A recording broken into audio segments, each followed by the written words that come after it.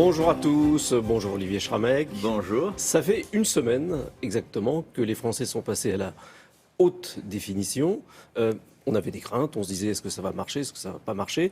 Est-ce qu'une semaine après, vous pouvez dire Je peux dire aujourd'hui que c'est un plein succès. Je pouvais le dire dès le lendemain de la nuit de l'opération elle-même. On en parle peu et c'est très bon signe. Car s'il y avait eu des difficultés, bien sûr, on en aurait parlé. Alors c'est un progrès considérable.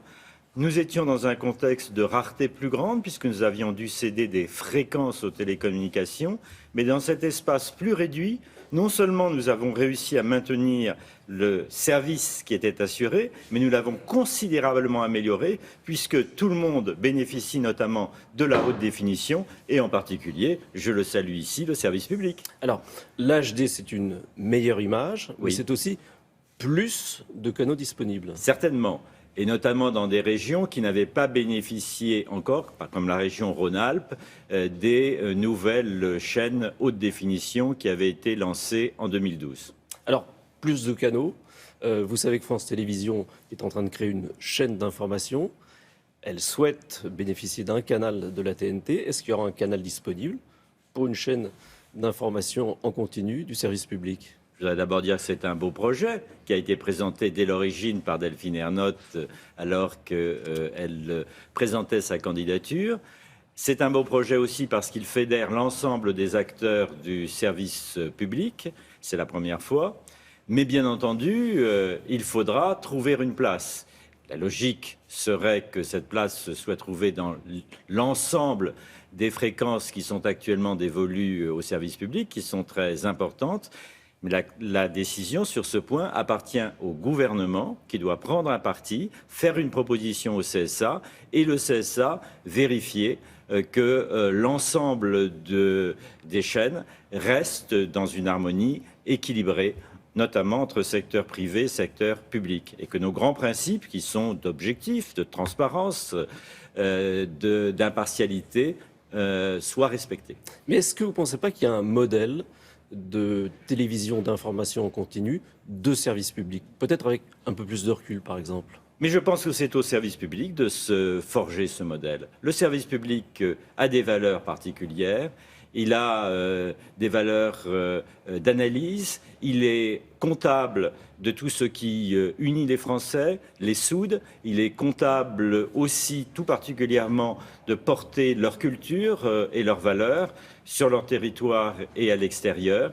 Et c'est en illustrant ces valeurs que cette chaîne trouvera sa singularité et sa résonance. La plupart d'ailleurs des services publics de télévision européens ont une chaîne d'information en continu. France Télévisions doit avoir la sienne. Bien sûr, c'est un projet d'ailleurs qui remonte à 2000 et qui n'avait pas pu aboutir à l'époque. Alors, autre sujet, le CSA est chargé du respect des temps de parole en politique. Il va y avoir les primaires de la droite. Est-ce qu'il y aura des règles particulières justement pour le suivi de ces primaires ? Le maître mot pour nous, c'est l'équité et l'équilibre. Et il faudra faire en sorte que la tenue des primaires, en quelque sorte, ne sature pas l'espace politique au bénéfice... Et si admettons qu'il y ait 10 candidats de droite à la primaire de la droite, justement, on fait comment ? On fait en sorte que, dans la séquence du temps politique, l'ensemble des grandes options puissent s'exprimer. Et aussi qu'il y ait un équilibre entre les grandes personnalités, puisque les primaires, ce sont aussi des compétitions entre personnalités. Il y aura ensuite l'élection présidentielle. Là, les règles ont changé. Oui. Une période d'équité plus longue, une période d'égalité plus courte entre les candidats. Les petits candidats, d'ailleurs, crient au scandale. Est-ce que vous pensez que cette nouvelle règle est adaptée ? Nous l'avions proposée parce que c'est la règle que nous appliquons toujours pour toutes les élections. La seule exception couvrait quelques semaines de l'élection présidentielle. Et ce principe d'égalité qui peut paraître satisfaisant et qui était le principe antérieur, en réalité faisait en sorte que les rédactions ne consacraient que peu de temps au temps politique parce que les contraintes d'égalité étaient trop fortes. Il vaut mieux appliquer un principe plus large d'équité à condition de programmation égale. Il ne s'agit pas de faire passer tel candidat la nuit et tel autre en milieu de la journée ou en début de soirée. Mais il faut faire en sorte de tenir compte de la résonance de chaque candidature. Résonance en fonction des résultats passés, mais résonance aussi en fonction du caractère de la campagne. D'ailleurs, pas seulement dans le monde de l'audiovisuel au sens restreint du terme, mais sur les réseaux numériques. Il y a un dynamisme de la campagne que les chaînes de télévision, les stations de radio doivent aussi accompagner. Le CSA, c'est un petit peu le gendarme de l'audiovisuel. Vous avez sanctionné une chaîne, la chaîne 23, et puis le Conseil d'État vous a donné tort. Est-ce que vous avez vraiment les moyens de jouer votre rôle de sanction? D'abord, je dois revenir sur le passé. Nous avons considéré que c'était une utilisation des fréquences publiques dans un but qui était essentiellement financier, qu'il n'y avait pas de projet médiatique qui puisse tenir par lui-même avec un capital de 10 000 euros. Et d'ailleurs, l'accord qui a été passé hier et qui avait été en quelque sorte annoncé avec Alain Veil et le groupe Next Radio montre bien que le projet ne pouvait tenir par lui-même.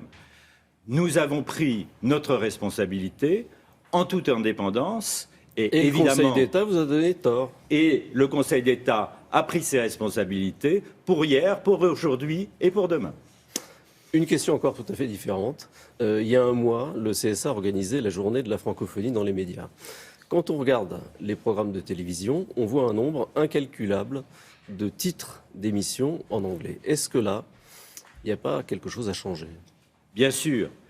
Il faut d'abord, la loi nous donne comme mission de promouvoir et illustrer notre langue.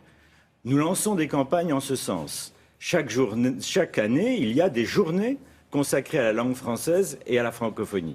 C'est très important pour la langue française en tant que telle, parce que lorsqu'une langue s'abîme, une nation décline. Mais au-delà, la francophonie est un formidable vecteur de notre influence et de l'influence des pays qui la partagent avec nous. Et donc, il n'y a pas de communication pour nous sans communication francophone. Merci. Merci à vous.